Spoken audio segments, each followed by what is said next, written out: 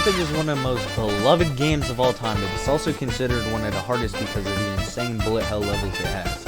And it has a total of 42 achievements, and it starts off with us gambling, and then this dude shows up. Then we end up losing our souls to him, and it looks like we're ready to do anything to get him back. Anyways, he gives us a list of souls we must claim or else we'll lose ours. Then we start running home, and then we meet the Elder Kettle. Then we go straight to the tutorial.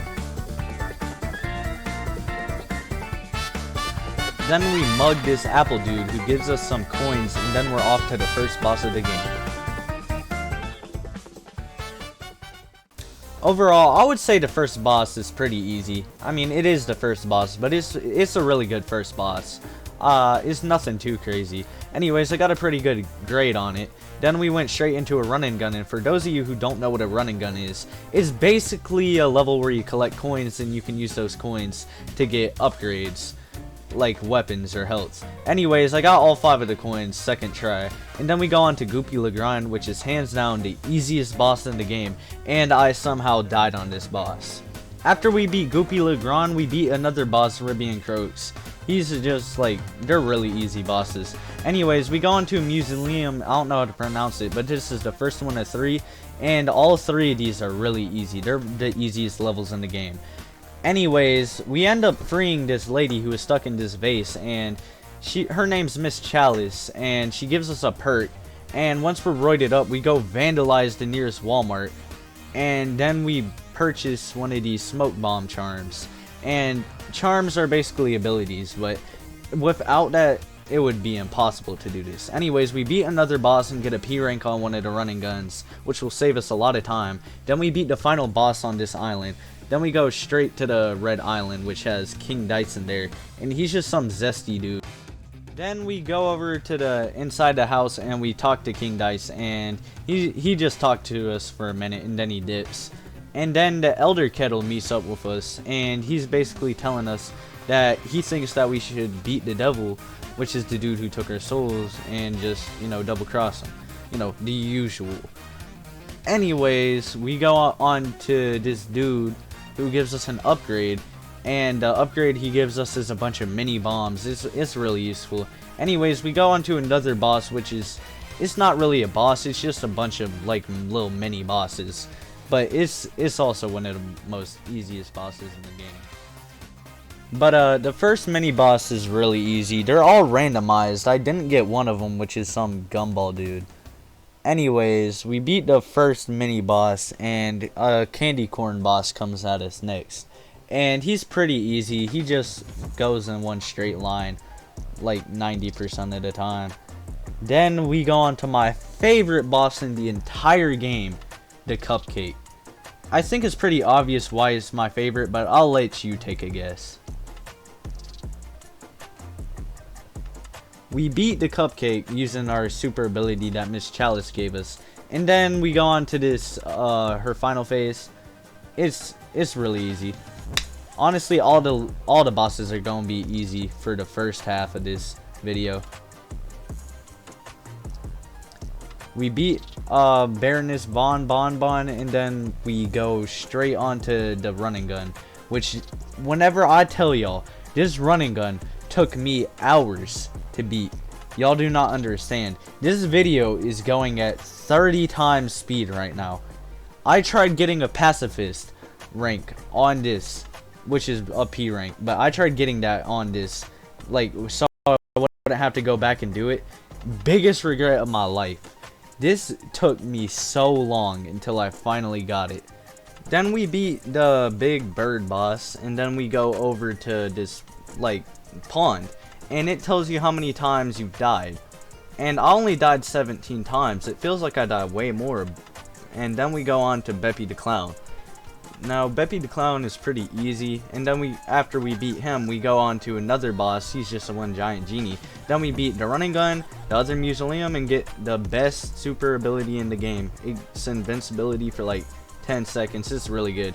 Then we go on to a pretty hard boss. I'm not gonna hold y'all. It took me a minute to beat, but I beat him, and then we went to King Dice and talked to him, and he just dipped like he usually does. Then we beat the Rumor Honey Bottoms boss, and then we are gonna go talk to this music guy, and we really just did it for the achievement later on. Anyways, we go on to a running gun. This running gun took me a really long time because I tried getting a P rank on it, and it was not fun. It was not fun at all. This is actually it at like 15 times speed, so it took me an hour or two to beat. It was really annoying. I would not recommend doing that. But then we finally beat the running gun with all 5 of the coins, and I was really happy. But then we gotta go back to the map, and we're about to go over to this boss. But this boss, the audio, well, no, not the audio, but the video just it stopped recording. I don't know why, but there's proof that I did beat him, and I got an A rank. Then we went on to the next boss. She was pretty easy. And we're on to the third and last mausoleum, and it gives us the third and worst super ability in the game. Then we fight the next boss on our list, and he was pretty easy. He was actually a really cool boss. Anyways, after that we go on to this pirate boss. He kind of took me a little bit to beat, but I had to change my weapons too.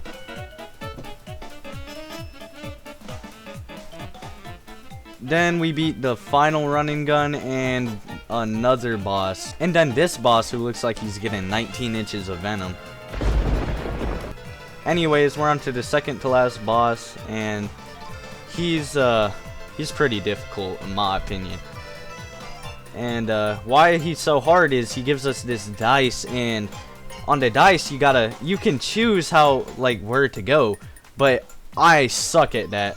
So I kind of just had to fight every mini boss there was, and the mini bosses are really easy. They have only like 100 hits, which is really not a lot. It sounds like a lot, it's not. Anyways, I got really lucky here and got both of the hearts at the start of the game. And what would usually happen to me during these runs on this boss was I would miss all of them. Then I'd have to go to the start over spot because I'd go on accident, and I'd get all of them after that and fight the King Dice himself, and I end up dying. But here I was doing actually really good with my rolls, except for having to do that boss that I didn't have to do if I rolled a 3 or something. But anyways, he was really easy, so it didn't really matter. And we beat him, and we're on to one of the last mini bosses I have to do. And for each time more pressure you get, it's really hard to time the dice, for me at least.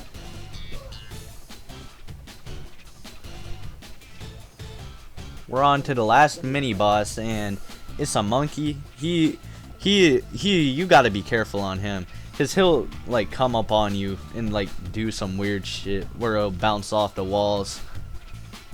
But he's still really easy. But here's the last part of the level before the final part of it, and I would usually hit a 2 and hit start over and have to do that all over again. But this time I got lucky and hit a 3. Anyways, as you can see, he just throws a bunch of cards at you. It's really not hard. It just took me a few tries because I wasn't used to having to parry and shoot at the same time. But that's wherever the invincibility super charm comes in clutch. Then we finally go to the final boss in the game, and we have to say yes for one of the achievements where you have to give in to the devil. And it gives us this weird scene of us if we did and turned to evil. But this time we say no, and we have to fight him now. And he's one of my favorite bosses because just how unique he is. Was not hard at all. Didn't really take me that long to beat him. Only took me 20 minutes. Not bad. But all of his phases were really fun. Best boss in the game for sure. Not included in the DLC. Anyways, we beat the final boss of the game, and it takes us back to the book where we're just making fun of him, laughing at him. and then we burn all the contracts that we've been collecting this entire time and let everyone know, and they all treat us like heroes. And now we have to do all of that all over again in a harder difficulty. It honestly wasn't that bad. It got me more used to the game. But while I was doing that, I did more of a cleanup where I got like all the coins around the place, and it was pretty, like, it was fun. They were in really unique places on the map where I would never think of looking. But now we're on to the DLC.